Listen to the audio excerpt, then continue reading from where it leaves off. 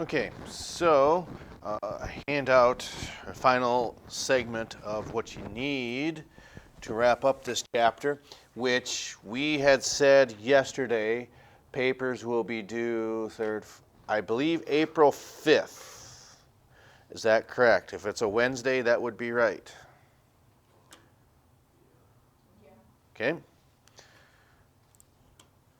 So then, this is where we left off with, and as far as muscle reflexes for the class A's, is it fairly quick or is it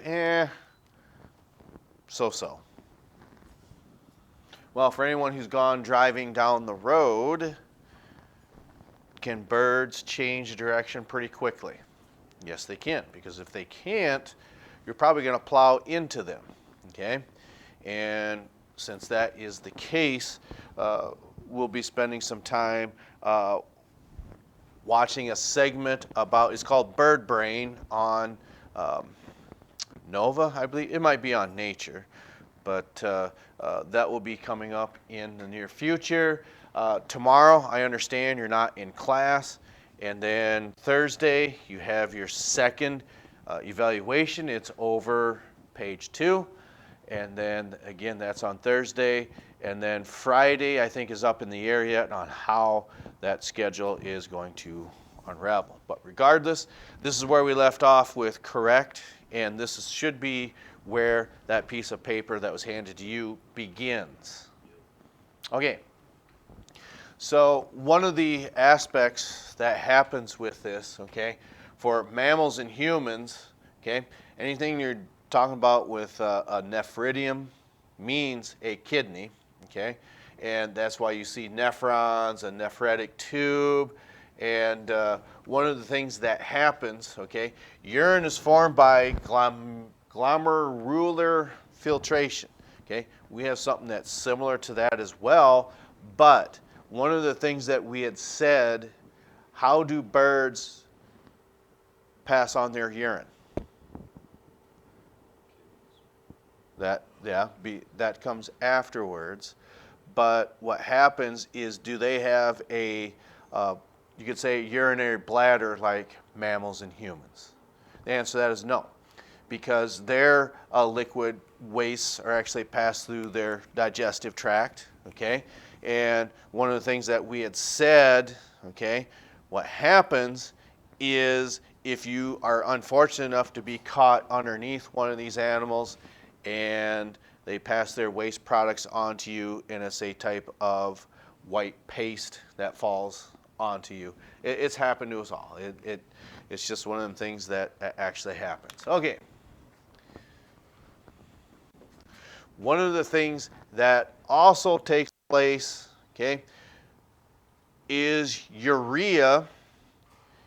Is that toxic to humans? Yes, it is.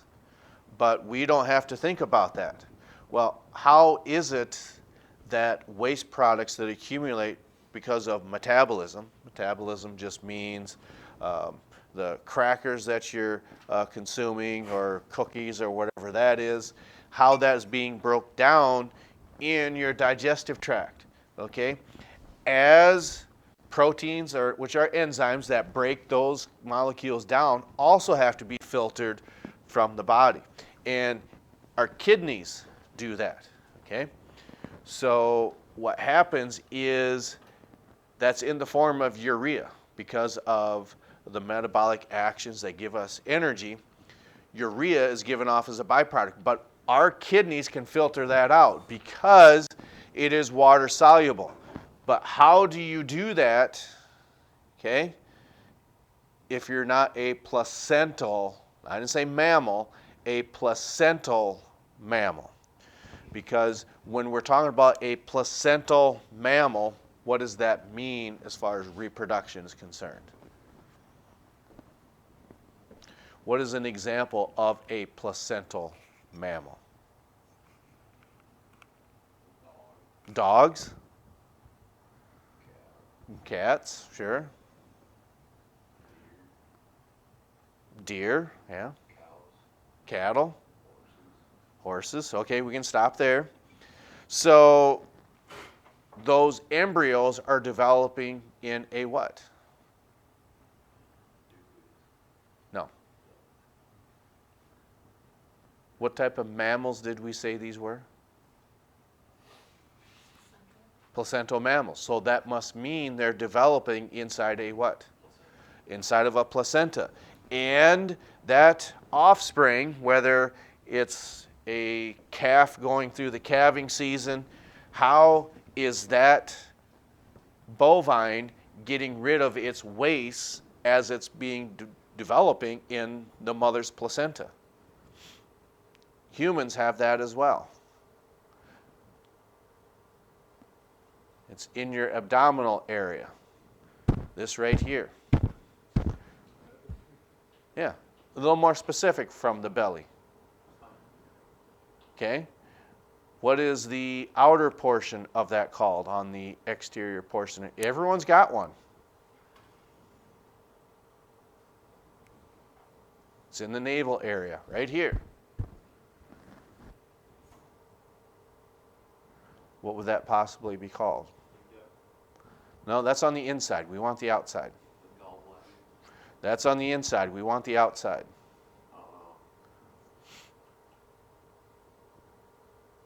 How do human embryos get rid of their or our waste products when we were developing in your mother's womb?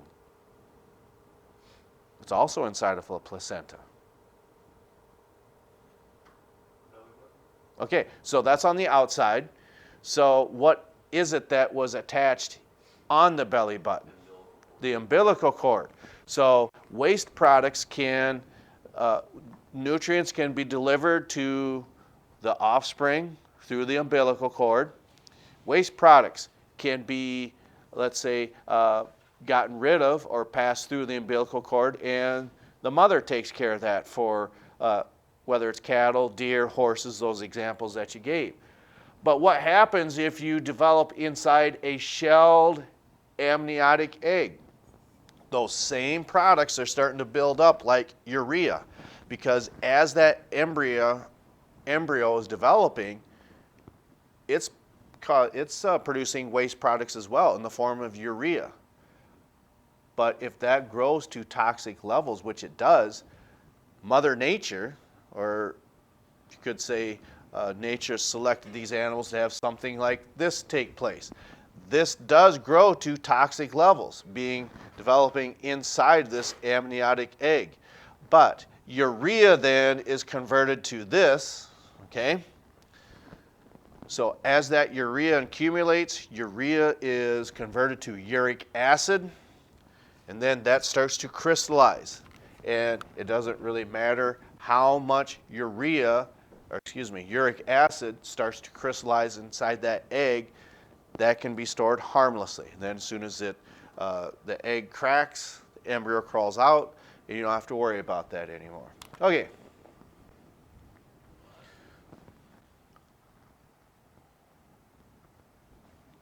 So they do, of course, these have to take in a certain amount of water, because when we think of kidney, they do not have a bladder. It has to be excreted through, again, their digestive tract, okay? So here is what we've been talking about, how the class started. This has happened to everybody. I'm willing to bet, and if it hasn't happened, it's going to, okay? So why do mammals require so much more water than birds, do you think? Yeah, we're bigger than a lot of these birds, okay? Sparrows, you could use an example of ravens, crows. A lot of these mammals are so much larger, so it takes more water to get rid of that urea. But in this case, uric acid, which is not toxic to these animals, okay, is combined with fecal matter in the cloaca. And from prior knowledge, what is the cloaca? It is a structure that grabs what? Waste products from where?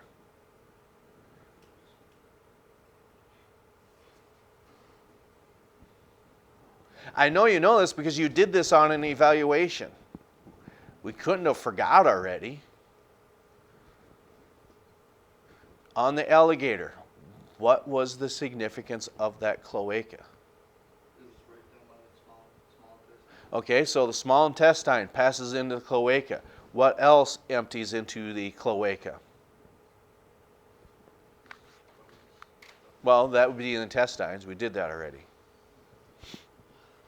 What else? Yeah, the bladder empties into the cloaca.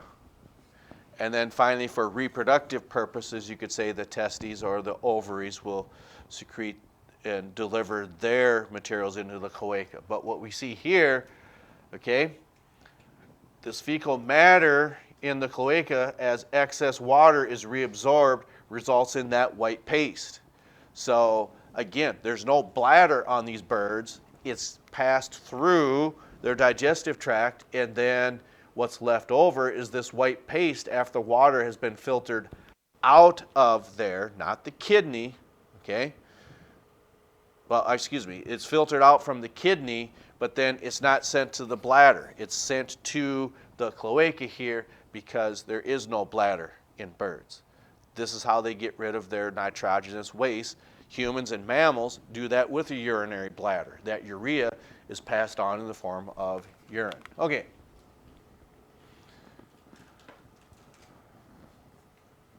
So in this process, it's just talking about marine birds, okay?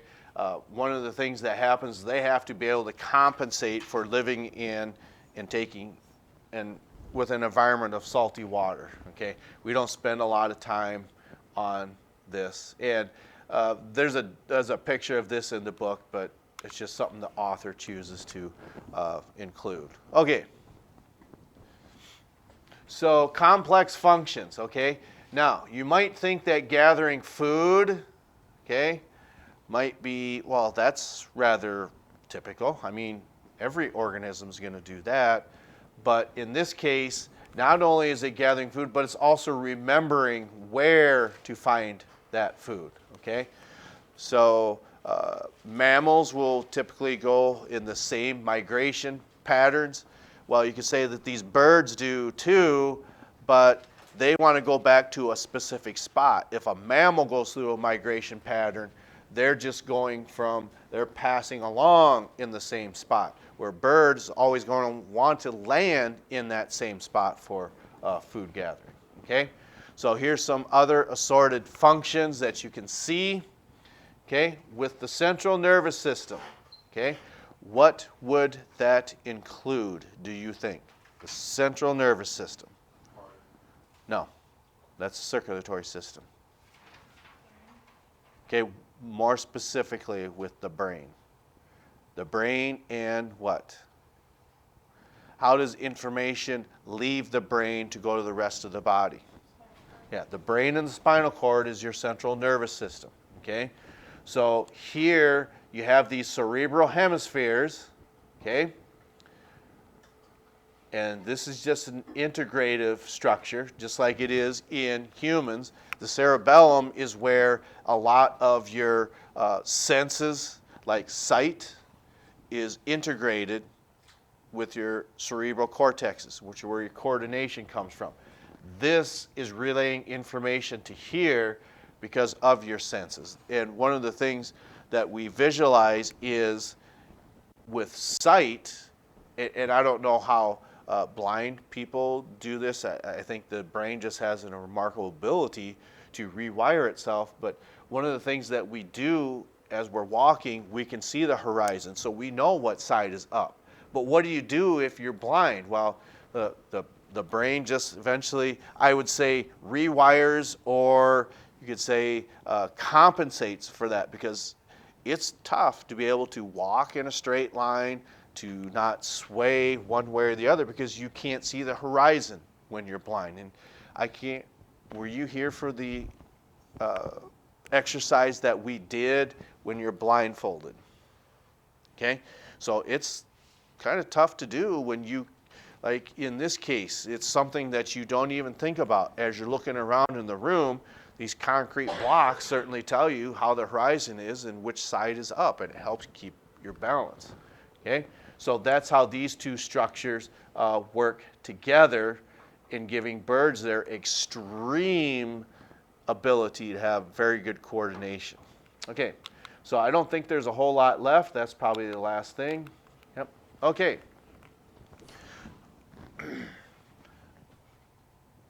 I believe in your vocabulary it differentiates between these a little more.